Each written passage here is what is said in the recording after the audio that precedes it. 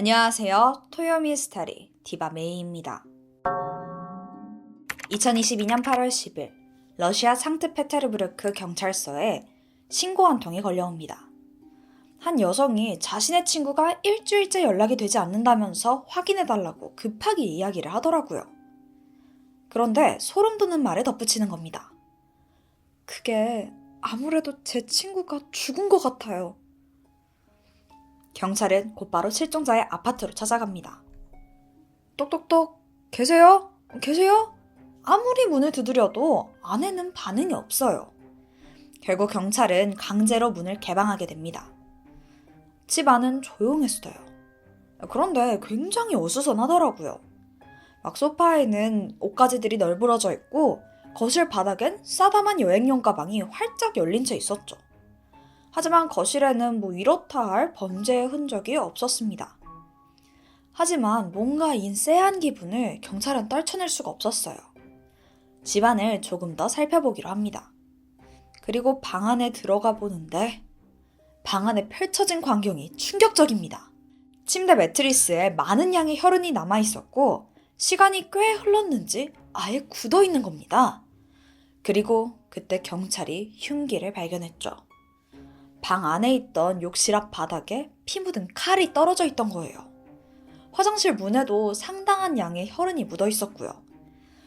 경찰은 이 안에서 무슨 일이 벌어진 거라고 확신했고 조심스럽게 화장실 문을 엽니다. 그리고 안에서는 심각한 악취가 풍겨져 왔죠. 욕조 안에 있는 여성의 시신을 발견하게 됩니다. 사망한 지 시간이 많이 흘렀는지 부패한 상태였고 칼에 여러 번 찔려 사망한 걸로 보였습니다. 범인은 시신이 부패하는 냄새를 막으려고 했는지 창문 틈과 파이프 전부를 테이프로 막아뒀더라고요. 곧장 부검에 들어갔고 그 결과 그녀의 몸에는 정말 엄청난 양의 자상이 발견되는데 몸 전체에 최소 22차례 칼에 찔리고 베인 상처가 확인됩니다. 그리고 그 흔적은 목에 전부 집중되어 있었고요. 부패의 정도를 봐서는 사망한 지 최소 일주일은 지난 것으로 추정됐습니다. 피해자의 신원은 26살의 여성 아나스타샤 함로프스카야. 네, 꽤 유명인이더라고요. 예명 그리시만으로 잘 알려진 타투 아티스트이자 모델 겸 성인 배우였습니다. 이런저런 플랫폼에서 인플루언서로 활동하고 있던 거죠. 그녀는 1996년 2월 7일 러시아 서쪽 핀란드 국경 인근에 위치한 문화의 중심지 상트페테르부르크에서 태어났어요. 이 화려한 도시와는 다르게 그녀의 어린 시절은 좀 불우했습니다. 그녀의 아버지는 항상 술에 취해서 일도 제대로 하지 않았고 거의 방탕한 삶을 이어가는 거예요. 그 상황에서 어머니는 돈을 벌기 위해서 다른 도시로 가서 직장을 구하면서 기숙사 생활을 하게 됩니다. 딸 아나스타샤는 결국 할머니에게 맡겨지게 되죠. 그 사이 엄마는 이혼과 재혼을 거듭했고 딸에게는 전혀 관심이 없었다고 해요. 어린 아나스타샤는 부모님의 무관심과 방관으로 마음을 상처를 많이 입었다고 했죠. 한편 아나스타샤는 타투에 관심을 가지게 되어 15살 때 첫 타투를 받게 됐는데 이 매력에 완전히 푹 빠진 거예요. 그 후 타투샵에서 일하면서 직접 일을 배우기 시작했고요. 아나스타샤는 거기에 굉장히 재능을 보였다고 해요. 일단 그림 실력도 좋았고 감각이 있었으니까 그렇게 자신만의 색을 찾아갔죠. 그녀를 찾는 손님도 꾸준히 늘어갔고요. 그렇게 SNS 활동을 통해서 점점 더 인기를 끌게 됩니다. 단골 손님도 생기고 돈벌이도 되다 보니까 이제는 아예 독립을 해서 자기만의 타투샵을 열기도 했고요. 그러던 중 2019년 틱톡이 막 인기를 끌기 시작했잖아요. 아나스타샤도 거기에 관심이 생긴 거예요. 그녀는 관심 받는 걸 굉장히 좋아했거든요. 입는 옷이나 메이크업 등 굉장히 눈에 띄는 스타일을 즐겼고 자동차도 애니메이션 에반게리온 캐릭터가 그려진 분홍색 차를 타고 다녔어요. 어쨌든 그녀는 곧 틱톡을 시작합니다. 거기서는 타투 아티스트인 자신의 일상 그리고 작업물 등 타투와 관련된 영상을 자주 올렸고요. 그리고 자신이 좋아하는 애니메이션 캐릭터를 막 코스프레하는 등 이것저것 다양한 콘텐츠를 업데이트합니다. 아나스타샤는 곧 인기를 끌어요. 순식간에 팔로워가 29만 명이나 된 거예요. 사람들은 그녀의 독특하고 파격적인 스타일을 좋아했어요. 또 온몸에 가득 찬 화려한 문신이 그녀의 트레이드 마크였고요. 게다가 화려한 일상을 담은 게시물 외에도 우울증, 섭식장애와 같은 자신의 경험을 솔직하게 공유하면서 많은 사람들의 공감을 얻기도 합니다. 그러던 어느 날 아나스타샤의 타투샵에 한 남성이 찾아오게 돼요. 그녀의 열렬한 팬이던 한 여성이 자신의 남자친구 드미트리 카멜로프스키를 직접 예약해 준 거였죠. 근데 타투 작업이 생각보다 시간이 많이 걸리거든요. 큰 사이즈면은 며칠씩 걸리기도 하고요. 근데 그동안 좀 심심하잖아요. 그러니까 둘이 대화를 시작한 거죠. 그런데 둘이 굉장히 잘 통하는 거예요. 관심사도 비슷했고요. 며칠간 작업이 이어지면서 두 사람은 급격히 가까워집니다. 그런데 그게 좀 선을 넘기 시작해요. 아니, 점점 연인같이 지내는 거예요. 데이트도 하고 드미트리가 아나스타시아 타투샵에 거의 눌러붙어 있어요. 그러다가 그녀에게 값비싼 자동차를 선물하기까지 합니다. 아니, 이 정도면 바람이잖아요. 이 사실을 안 드미트리의 여자친구는 화가 나서 막 그 자동차를 부숴가면서 둘이 못 만나게 말렸지만 그건 아무 소용이 없었습니다. 결국 드미트리는 5년간 사귄 여자친구와의 관계를 정리하고 아나스타샤와 사귀게 돼요. 그리고 얼마 뒤 2022년 3월에 둘은 결혼까지 했고요. 결혼 이후 드미트리는 아나스타샤의 스케줄 관리, 고객 예약 관리, 그리고 영상 작업 등등 매니저 업무를 맡으면서 그녀의 타투 일과 또 영상 찍는 일에 좀 더 집중할 수 있게 도와줬고, 그러다 보니까 자연스럽게 수입도 늘어나게 됩니다. 그런데 이때 드미트리가 좀 이상한 제안을 하는데 아나스타샤한테 온리팬스를 할 생각이 없냐고 그러는 거예요. 여러분, 혹시 온리팬스 사이트에 대해서 들어보셨나요? 여기가 처음에는 요리, 피트니스, 음악 등 다양한 분야에서 사진, 동영상, 라이브 같은 이런 콘텐츠를 제공하는 사이트였는데 이게 다 유료로 진행됐었거든요. 근데 어느새 여기서 성인용 콘텐츠가 확 인기를 끌기 시작한 거예요. 그러니까 드미트리는 여자친구한테 이런 야한 사진을 찍을 생각 없냐고 제안을 한 거죠. 아나스타샤는 관심 받는 거 좋아했잖아요. 당연히 오케이 했죠. 근데 그녀는 정말 어디서도 눈길을 끄는 사람이었어요. 당연히 온리팬스에서도 많은 관심을 받게 됐죠. 자극적인 사진, 비디오 콘텐츠를 올리면서 성인 모델로서도 그 유명세를 얻게 됩니다. 이게 또 좀 돈이 되니까 이젠 드미트리가 성인 영화를 찍자 막 이러더라고요. 이후 두 사람은 함께 성인 비디오를 찍기도 하면서 엄청난 인기를 끌게 되죠. 아니, 근데 이게 일반적인 커플이라면 자기 여자친구 보고 그런 제안을 안 하죠. 하지만 아나스타샤는 이걸 이상하다고 생각하지 않았던 것 같아요. 긍정적이든 부정적이든 누군가에게 관심받는 것 그 자체가 너무 좋았던 겁니다. 어쨌든 아나스타샤는 타투샵도 잘 되고 부업도 수입이 높아지면서 점점 더 얼굴을 알리게 되죠. 2022년 4월에는 그녀가 그렇게도 원하던 한 토크쇼에 출연까지 합니다. 남자친구 드미트리와 엄마와 함께 출연을 했고 자신의 일과 또 불효했던 가정사에 관해서 깊은 이야기를 나누기도 했죠. 이날 방송에서 그녀의 엄마는 딸이 드미트리를 만나거나 또 성인 영화를 찍는 걸 좀 싫어한다라고 얘기를 했지만 그녀는 전혀 개의치 않아 했습니다. 그저 자신의 성공만을 바라보면서 살아갔죠. 실제로 아나스타샤는 성공에 대한 욕구가 굉장히 컸다고 해요. 아무래도 어렸을 적 부족했던 그 부모님의 관심을 이렇게라도 좀 채우고 싶어 했던 것 같아요. 그러던 중 끔찍하게 살해당한 채 자신의 집 욕실에서 발견된 거고요. 경찰은 즉각 그녀의 남편이자 동거인이던 드미트리를 주 용의자로 특정했습니다. 사실 이런 사건이 벌어지면 배우자나 애인들, 최측근이 먼저 의심을 받는 게 맞잖아요. 심지어 현재 드미트리가 연락이 두절된 상태더라고요. 그의 휴대폰 위치 추적을 통해서 호텔에 숨어있던 걸 알아냈고 금세 그는 체포됩니다. 알고 보니까 드미트리는 어렸을 적부터 전과가 있더라고요. 16살 때는 절도, 19살 때는 병역 기피 혐의로 기소돼서 재판을 받은 적이 있었고, 또 그의 전 여자친구들 말에 따르면 손찌검은 기본이고 자기 기분이 나쁠 때면 주먹을 휘두르는 등 굉장히 폭력적인 사람이었다고 해요. 그리고 그의 SNS에서는 파티, 술, 마약, 성적 행위 등 이런 걸 과시하는 허세도 장난 아니에요.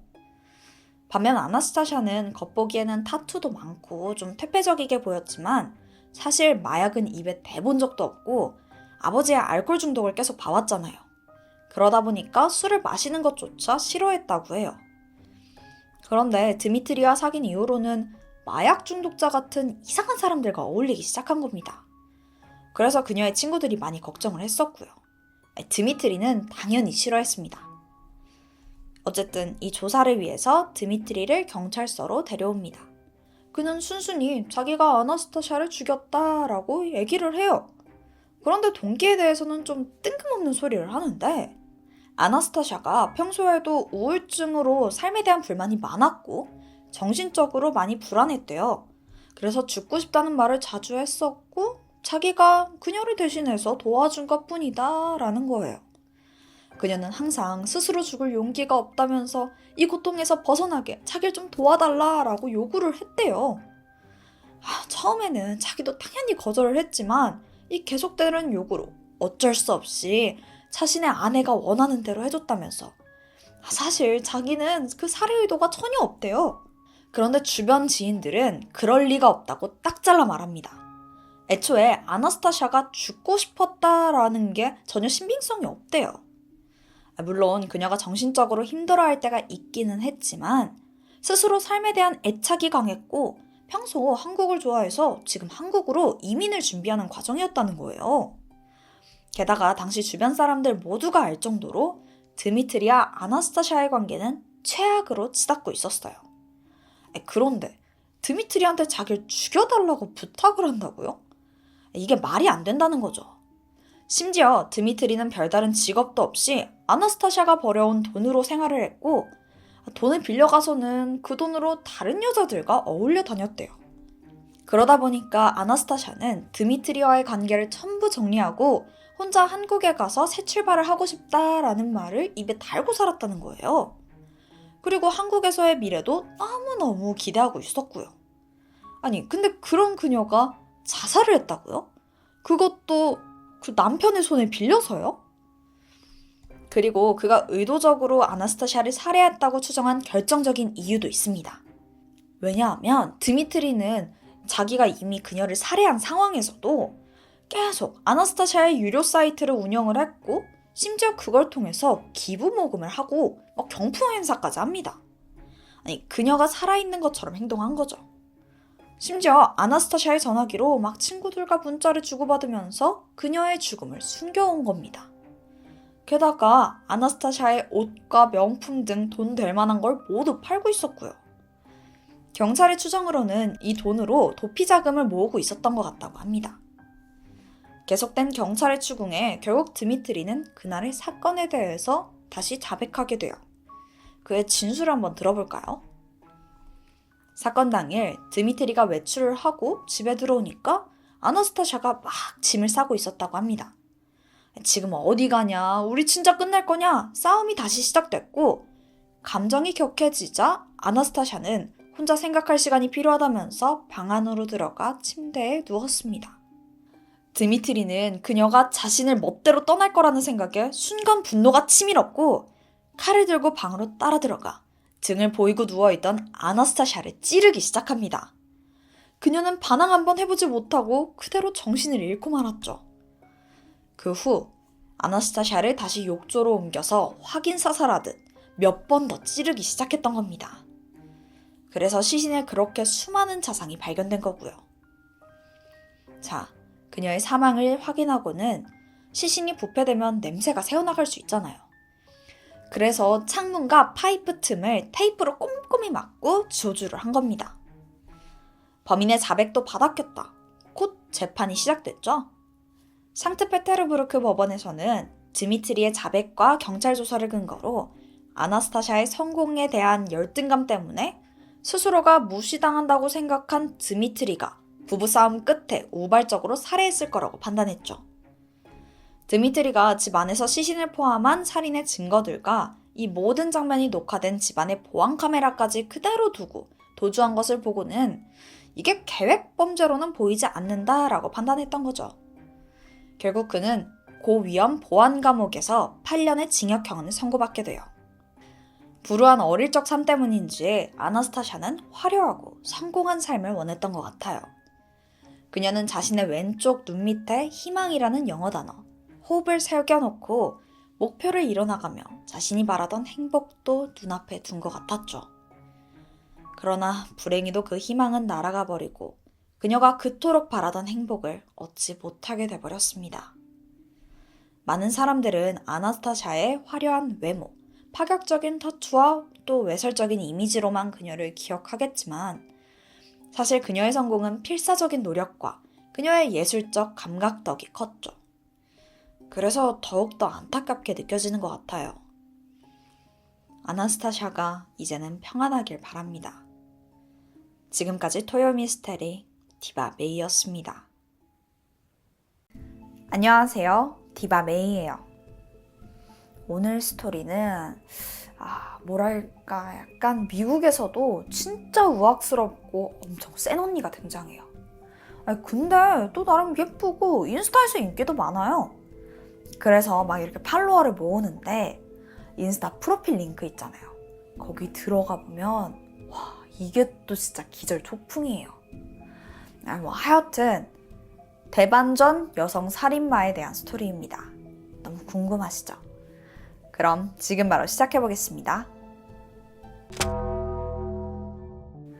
2022년 3월 25일 금요일 영국 브리스톨 킹스우드의 한 술집이 금요일이라 그런가? 손님이 되게 많았어.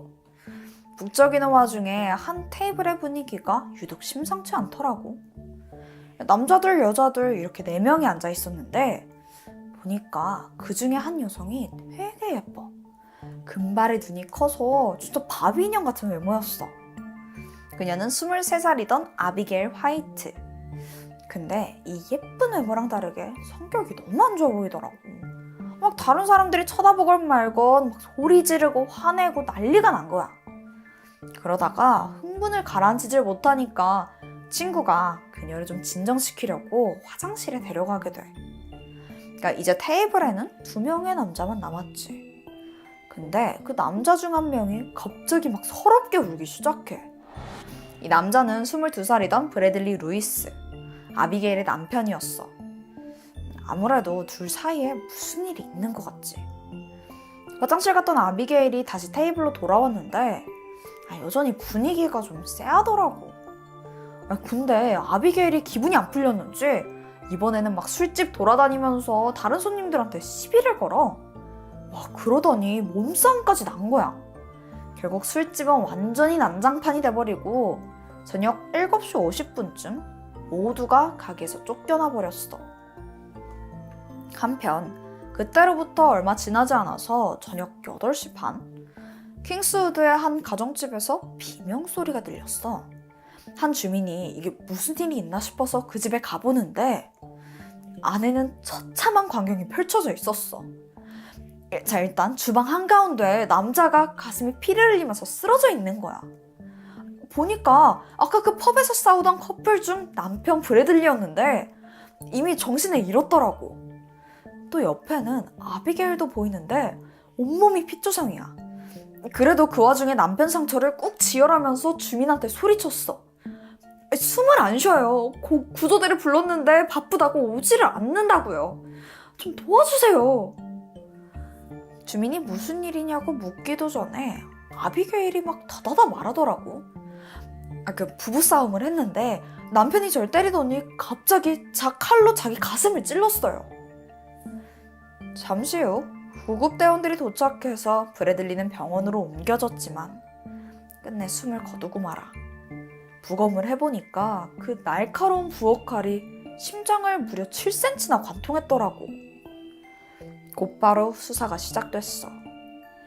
아비게일은 남편이 스스로 찔렀다고 했지? 근데 이게 좀 수상해. 왜냐면 그 흉기로 사용된 칼이 주방 구석에 있는 난로 쪽에 숨겨져 있었거든. 근데 스스로 찔렀다면서. 심지어 심장을 7cm나 관통했는데 그 와중에 칼을 숨긴다고? 이게 앞뒤가 맞질 않는 거지. 경찰이 아비게일을 의심할 때쯤에 마침 결정적인 증언이 나와. 그건 바로 부부 사이에 6살 난 아들이었어. 엄마가 아빠를 찔렀어요. 아비게일의 거짓말은 이렇게 쉽게 들통나고 만 거야. 경찰은 살해 동기를 조사하면서 이 두 부부에 대해서 좀 더 자세히 알게 됐는데, 우선 둘은 중학교 때부터 만났어. 파티에서 처음 봤는데 서로 첫눈에 반한 거야. 브래들리는 학교 축구팀이어서 운동도 잘하고 또 인기도 되게 많았다고 해. 반면 아비게일의 삶은 좀 달랐어. 부모님이 어릴 적 이혼했고 어머니랑 같이 살다가 그녀가 11살이 되던 해 어머니의 남자친구로부터 성폭행을 당하게 되면서 이 일로 우울증을 앓게 돼. 결국 엄마를 떠나서 아빠를 찾아 떠났지만 그쪽의 상황도 여의치 않더라고. 아빠가 알코올 중독이어서 애를 돌볼 상황이 아닌 거야. 결국 아비게일은 할머니랑 할아버지랑 같이 살게 돼. 이제 좀 보살핌도 좀 받고 평범하게 살려나 싶었지만 이미 그녀는 상당히 어긋난 상태였지. 학교도 잘 안 나가서 벌써 몇 차례나 정학을 받았을 정도야. 그렇게 불안정한 아비게일의 인생에 브래들리는 진짜 한 줄기 빛과 같았어. 이 풋풋한 10대 커플은 행복한 나날을 보내게 되는데 그것도 잠깐이야. 당시 17살이던 아비게일이 덜컥 임신을 하게 된 거야. 근데 진짜 문제는 당시에 관계를 가졌던 남자가 브래들리 말고 또 있어서 누가 애 아빠인지 알 수가 없었다고 해. 아비게일은 고민을 하다가 자기랑 아이를 좀 잘 챙겨줄 것 같은 브래들리를 찾아가더니 냅다 니애 임신했다고 막 화를 내면서 그냥 울어버려. 솔직히 당황스럽잖아. 근데 책임감이 강했던 브래들리는 학교까지 그만두고 돈을 벌기 위해서 일을 시작하게 돼. 그러면서 결혼을 결심했지. 브래들리 부모님은 멀쩡히 학교 잘 다니던 아들이 갑자기 자퇴를 한다니까 큰 충격을 받았지만 곧 아들의 선택을 지지해줬어. 첫째 아들을 시작으로 둘 사이에서는 3명의 아이들이 더 태어나게 돼. 어린 나이에 꾸린 가정이라 좀 불안했지만 또 잘 지내더라고. 근데 제일 중요한 문제가 있는데 남편의 수입이 내 아이를 키우기에는 넉넉하지 않았던 거야. 그래서 이때 아비게일이 돈을 벌기 위해서 은밀한 무언가를 시작하게 돼. 그게 뭐였냐면 바로 온라인 성인 사이트에 자기의 야한 사진을 올리는 거였어. 가짜밥이라는 이름으로 활동하면서 막 돈맛을 보게 되지. 그러다가 아예 성형수술까지 하더니 바비처럼 외모를 바꾸더라고. 자, 이제 컨셉도 잡았겠다. 홍보가 중요하잖아. 아비게일은 인스타그램을 적극적으로 활용했어. 막 아슬아슬한 그런 사진을 올리면서 낚시를 하는데 너네 유료 사이트 들어오면 이거 사진 더 많이 볼 수 있다? 이렇게 유도를 한 거지. 근데 이게 완전히 통한 거야. 1년 만에 수익이 8,500만 원을 넘길 정도였어. 이제 살림살이가 좀 나아지려나 싶었는데 아니, 전혀 아니야. 왜냐면 돈맛을 본 아비게일이 막 술 마시고 옷 사고 성형하는데 이 돈을 몽땅 써버린 거야. 근데 바로 다음엔 인기가 좀 떨어져서 수익이 줄었는데 얘가 이 씀씀이는 여전했어. 그러면 또 돈이 부족했겠지? 사실 이거 다 지 잘못이잖아. 근데 엉뚱하게 남편한테 화를 내더라. 브래들리가 돈을 조금밖에 못 벌어가지고 내가 이 고생을 한다 뭐 이러는 거야. 하지만 브래들리도 할 말은 많았지. 아비게일의 사치도 사치인데 이 억압이 너무나 심했거든. 이게 어느 정도였냐면 남편한테 SNS조차 마음대로 못하게 해. 뭐 자기 활동 숨기려고 뭐 그랬는지 어땠는지 모르겠지만 이 모든 걸 통제하려고 하는 거지. 게다가 아비게일은 그 어릴 적 트라우마로 경계성 인격장애를 앓고 있었거든. 이 증상에 대해서 간단히 설명하자면 정서가 좀 불안정하고 충동적이어서 행동이 예측이 안 되는 경우가 많다고 해. 남편은 아내를 어떻게든 이해하고 보듬어 주려고 했지만 날이 갈수록 신경질적이고 흥분하면 그 욱하는 성향에 브래들리는 점점 지쳐가고 있었지. 그렇게 부부관계는 흔들렸고 나중에는 각자 바람을 필 정도야. 근데 진짜 아이러니한 게 아비게일은 그 와중에도 인스타에 그 행복한 부부 사진을 계속 올리더라고. 그리고 틱톡에는 모성애가 넘치는 엄마인 척 아이들하고 찍은 영상들을 올렸었고. 근데 또 그 프로필에는 성인 사이트 링크 걸어도 이게 뭐야 진짜. 결국 2022년 1월 부부 사이가 나아질 기미가 없으니까 둘은 별거를 하게 돼. 아비게일이 아이들하고 이 집에 남았었고 남편은 부모님의 집으로 이사를 하게 됐어. 하지만 아직 서로 사랑하는 마음이 남아있었는지 이혼을 하진 않았더라고. 이 시기에 그 두 사람의 문자를 보면 막 다투다가도 같이 하룻밤 보내고 다시 사랑한다고 하고 또 죽일 듯이 싸우다가 또 사랑하고 이걸 계속 반복하더라고. 그러다가 브래들리가 이혼 얘기를 꺼내면 아비게일이 그럼 나는 죽어버릴 거라고 협박을 해. 그러니까 진짜 이러지도 저러지도 못하는 관계 같지? 그러던 2022년 3월 19일 아비게일은 그날도 오랜만에 집에 온 브래들리랑 또 싸우게 되는데 평소보다 분위기가 더 심각했어. 갑자기 아비게일이 주방에서 칼을 꺼내오더니 브래들리의 팔을 막 찌르는 거야. 와, 이 일로 브래들리는 진짜 심각하게 얘랑 헤어져야겠다 라고 다짐하게 돼. 그렇게 일주일이 지난 3월 25일 브래들리는 공원에서 아내를 만나서 진지하게 이혼하자고 이야기했어. 그러자 아비게일은 여기서 이러지 말고 맥주 한 잔이나 하자고 제안했고 친구 커플까지 4명이서 시내 술집으로 들어가게 된 거야. 그리고 앞에서 말했던 그 일이 벌어지게 된 거고. 한편 브래들리는 이혼 좀 해달라고 애원하면서도 혹여나 아비게일이 스스로 목숨을 끊을까봐 너무나 두려웠던 거야. 그래서 계속 눈물을 흘리기 시작해. 그러니까 이게 안타까움의 눈물인 거지. 근데 이런 최악의 분위기 속에서 아비게일은 계속 술집 돌아다니면서 다른 사람들한테 시비 걸고 몸싸움하고 와 진짜 우악스러운 여자야. 간신히 상황이 정리된 후에 부부는 다른 손님 차를 얻어 타고 집에 가고 있는데 이때 부부를 태워준 남자가 분위기가 심상치 않음을 직감했어. 남편 브래들리가 굉장히 공포에 질려 있는 거야. 그러면서 지나가는 말로 아마도 저 죽을지도 몰라요. 이랬다는 거야. 그래서 오죽하면 운전하던 남자가 혹시 무슨 일 생기면 자기한테 연락하라고 번호를 남겨주기도 했었었대. 이후에 집에 돌아갔다가 그런 비극이 벌어진 거야. 아비게일은 너무나도 무서운 아내였던 거지. 검거가 된 후에도 그녀는 살해 혐의를 강하게 부인했어. 그렇게 버티다가 아들이 엄마가 아빠를 찔렀다고 해서 들통났잖아. 그니까 말을 교묘하게 바꾸더라고. 사실 자기가 남편을 찌른 건 맞는데 브래들리가 먼저 칼을 꺼내서 공격했고 자기는 그걸 빼앗으려다가 그렇게 됐다 이러는 거야. 자기는 또 폭행을 당했다면서 온몸에 있는 타박상을 보여줬었고. 근데 그래봤자 사망한 건 브래들리지. 그리고 바로 이때 과거 남편의 팔을 칼로 찌른 적이 있다는 것도 드러나면서 그녀의 진술의 신빙성이 떨어졌어. 친구들도 아비게일이 평소에 얼마나 폭력적이었는지 증언하면서 상황은 점점 불리해져 갔고 2022년 10월 21일 재판이 시작돼. 여기서 아비게일의 진술이 또 한 번 바뀌는 거야. 그니까 사실 자기가 먼저 칼을 잡은 건 맞지만 이게 단지 겁을 주려고 휘둘렀을 뿐 진짜로 공격할 생각은 전혀 없었다 이렇게 말하는 거야. 그런데 여기서 문자 내용 한번 소환해볼게.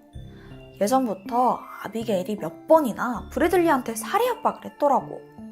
심지어 한 달 전에는 너랑 네 엄마랑 네 애들까지 다 칼로 찔러서 죽여버리겠다 이런 끔찍한 문자를 보냈더라고. 이거야말로 살벌한 협박이지. 결국 아비게일은 1급 살해 혐의가 인정되었고 최소 수감 18년을 해야 가석방 신청이 가능한 종신형을 선고받았어. 한편 이 사건이 알려진 후 많은 사람들이 아비게일 틱톡 계정에 찾아갔어. 댓글은 대부분 아비게일을 비난하고 브래들리를 추모하는 내용이었지. 근데 놀랍게도 아비게일이 가끔 직접 댓글을 달기도 한대.